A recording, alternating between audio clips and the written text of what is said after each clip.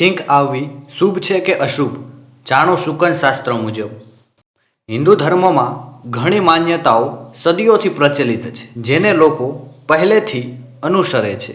આમાંની એક માન્યતા છીંક આવવી છે. માન્યતા મુજબ છીંક આવવી અશુભ માનવામાં આવે છે.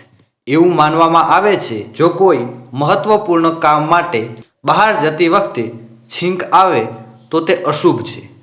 આ સિવાય કોઈ પણ શુભ કાર્ય કરતા પહેલાં છીંક આવવી એ પણ અશુભ માનવામાં આવે છે. પરંતુ જો તમને જમતી વખતે કે સ્નાન કરતી વખતે છીંક આવે તો શું તે પણ અશુભ માનવામાં આવે છે? શુકન શાસ્ત્રમાં છીંક આવવાના શુભ અને અશુભ બંને સંકેતો જણાવવામાં આવ્યા છે. જોકે મોટા ભાગના લોકો માને છે કે છીંક આવવી અશુભ છે, પરંતુ એવું નથી. અમુક સંજોગોમાં છીંક આવવી પણ શુભ હોય છે. ચાલો જાણીએ છીંક સાથે સંબંધિત શુભ અને અશુભ સંકેતો વિશે. શુકન શાસ્ત્ર અનુસાર જો તમને અકસ્માતના સ્થળે છીંક આવે છે તો તે તમારા માટે શુભ છે. જો સ્મશાનમાં તમારી સામે કોઈ વ્યક્તિને છીંક આવે છે તો તેને પણ શુભ સંકેત માનવામાં આવે છે. આ સિવાય જો તમે કોઈ મહત્વપૂર્ણ કામ માટે બહાર જઈ રહ્યા હોય અને અચાનક તમારી સામે ગાય આવી જાય અને તેને અચાનક છીંક આવવા લાગે તો તેને શુભ માનવામાં આવે છે. તેનો અર્થ એ છે કે તમે જે કામ માટે બહાર જઈ રહ્યા છો તે ચોક્કસપણે પૂર્ણ થશે. તમને તેમાં સફળતા પણ મળશે.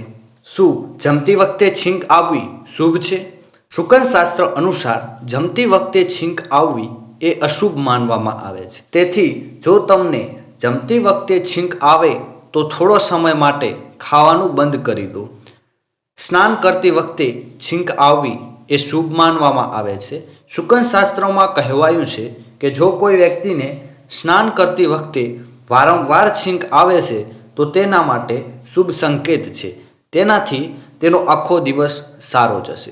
શુકન શાસ્ત્ર અનુસાર જો કોઈ વ્યક્તિ ઘરની બહાર નીકળતી વખતે એકવાર છીંક આવે તો તેને અશુભ માનવામાં આવે છે. જ્યારે તેને એકથી વધુ વાર છીંક આવે તો તે શુભ માનવામાં આવે છે. એવું માનવામાં આવે છે કે જો કોઈ વ્યક્તિને એકથી વધુ વખત છીંક આવે તો તેના કેટલાક કામ જે લાંબા સમયથી નથી થઈ રહ્યા હતા તે થઈ જશે.